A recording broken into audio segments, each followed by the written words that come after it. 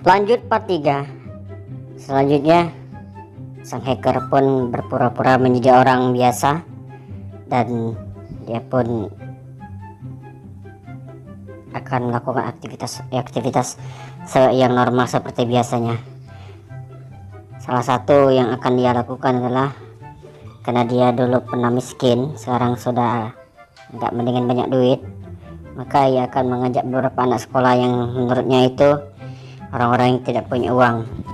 Dia akan mencari anak-anak sekolah untuk diajak makan, karena dia pernah merasa dulu bahwa dia waktu sekolahnya tidak punya apa-apa dan tidak memiliki uang yang banyak, sehingga dia tidak bisa bersekolah, apalagi untuk mencari sebuah pekerjaan.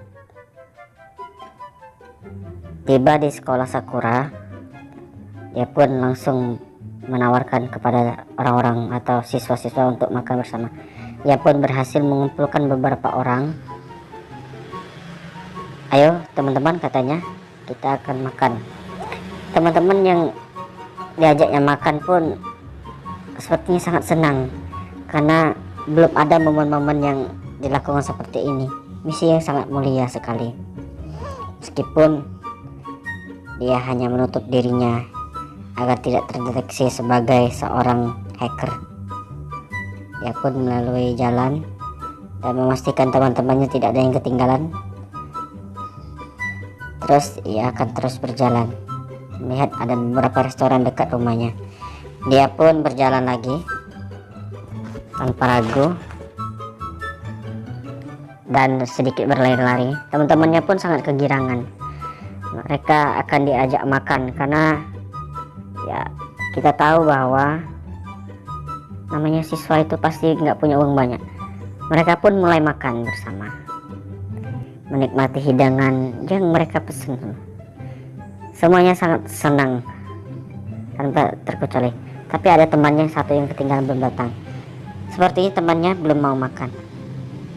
Sambil mengobrol, kalian harus semangat belajar, jadilah pelajaran selanjutnya itu pelajaran berharga dalam hidup, katanya. Temannya baru juga datang, langsung dipersilakan. Tapi temannya nggak mau makan rasanya. Mereka pun menikmati hidangan yang disajikan oleh pemuda hacker ini, yang mentraktir makan seperti biasa, layaknya nggak ada apa-apa begitu kan.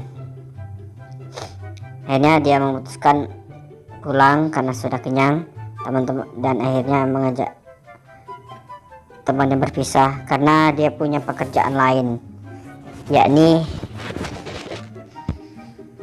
membobol data ketua DPR, Dewan Perwakilan Rakyat Sakura. Mereka pun satu persatu berpisah dan melambaikan tangan. Mereka cukup senang karena diajak makan dan sebagainya. Kebahagiaan itu memang sulit untuk diberi, karena tidak semua orang yang bisa memberi. Apalagi kota Sakura terkenal hedon dan individualis, jadi tidak semuanya bisa diajak kompromi. Mereka pun berpisah. Lalu sang hacker pulang ke rumahnya karena tidak terlalu jauh dari rumahnya. Tapi ia melihat sesuatu. Ada seorang hacker juga yang lain, atau streamer gaming yang asik. Dia pun memantaunya, sepertinya asik sekali. Ditambah layar biru dan beberapa item yang lain perangkat. Tapi ia tidak mencari musuh. Sesama pengguna komputer yang sangat aktif, mereka tidak saling memusuhi, dan mereka pun saling berlalu tanpa adanya pikiran jahat dan apapun. Sang hacker pun kembali ke rumahnya dengan sigap berlari karena perutnya sudah kenyang. Dia pun bergegas lalu masuk ke rumahnya. Ada misi yang harus ia selesaikan.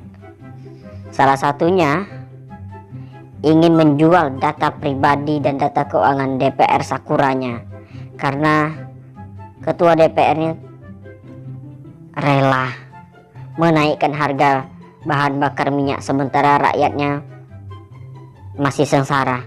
Ia pun bergegas dan operasinya pun segera dimulai. menggunakan topeng seperti biasanya. Dan akhirnya ia pun berhasil membeli rumah baru lagi dari hasil menjual data pribadi ketua DPR tadi. Rumahnya nampak juga elit. Ini adalah rumah keduanya. Ya, cukup lumayan mewah dan megah. Ia pun segera memeriksa setiap sudut rumahnya, apakah aman untuk digunakan sebagai markas sebagai seorang hacker. Ia pun terus berjalan memeriksa dan menelusuri setiap ruangan-ruangan agar tidak ada terdeteksi alat penyadap dan lain sebagainya. Mulailah ia memeriksa. Walaupun rumah ini nyaman dan indah, tapi ia tetap khawatir kalau ada yang menyadap dirinya, sebab dia sangat hati-hati. Kan tidak sedikit di antara teman-temannya banyak sudah dipenjara karena kelalaian dan kecerobohan. Ia pun memeriksa, tak ada satupun. Kamar satu persatu diperiksanya untuk mendeteksi apakah memang benar-benar aman. Sebagai seorang profesional yang mahir di bidang komputer dan hacker, ia terus melihat apakah ada tanda-tanda bahaya atau tanda-tanda yang tidak bisa diajak kompromi sebagai sebuah sistem untuk mengamankan diri. Dia pun naik ke lantai atas, memastikan juga keadaan baik-baik saja. Terus berjalan dan terus melihat lokasi. Walaupun rumah ini nampaknya sangat mewah sekali, menghadap ke pantai atau ke laut, dia tetap sigap melihat dan mengecek satu persatu ruangan per ruangan apakah ada sesuatu yang aneh atau tidak, karena kejeliannya akan mengantarkan kepada kesuksesan.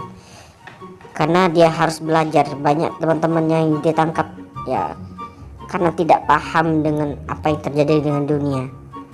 Mereka sudah mudah dibaca, apalagi data pribadinya.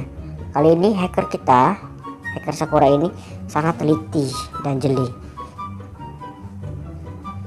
Dia juga memasang alat di badannya yaitu jetpack, nanti bisa digunakan untuk dia terbang. Karena dia sudah menjadi sultan sekarang. Sepertinya aman-aman saja, dan ia pun segera melihat sisi luar dari rumah tersebut, aman dan terkendali. Lalu dia bergegas mencari sesuatu. Akhirnya dia menghadap laut. Ia pun segera menaiki tangga di lantai 2 tempat untuk memantau sesuatu, apakah ada kejanggalan atau tidak. Semakin menarik, tapi semuanya nampak tenang dan terkendali.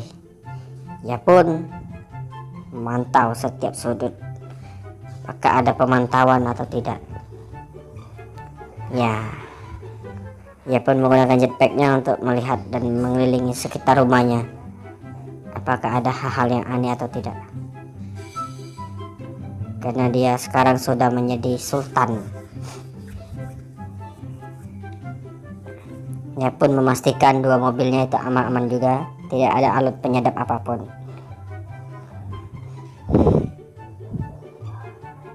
Dan semuanya berjalan dengan lancar. Ia menikmati rumah baru yang kedua, 3 lantai, luar biasa, sangat indah.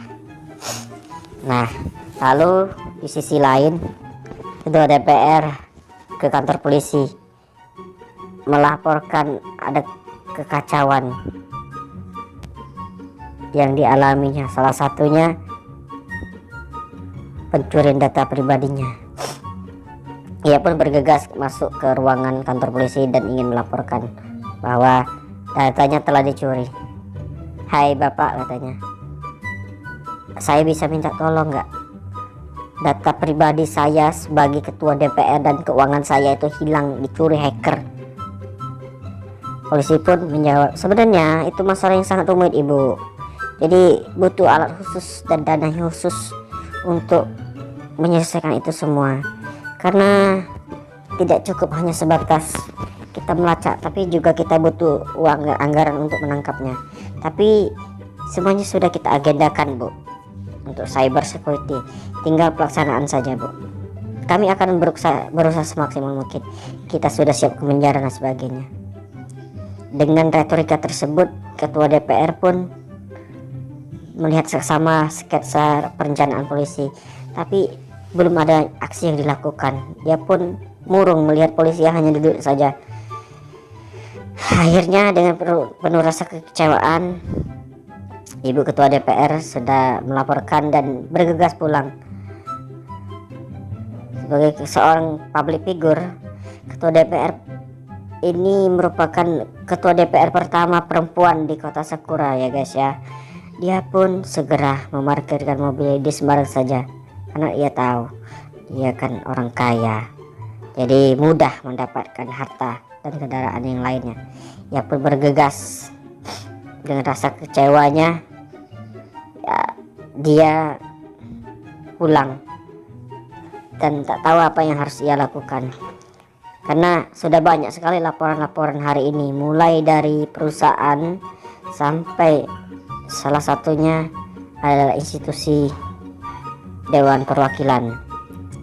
Dan ia pun segera tiba di rumah dan akan memikirkan langkah selanjutnya.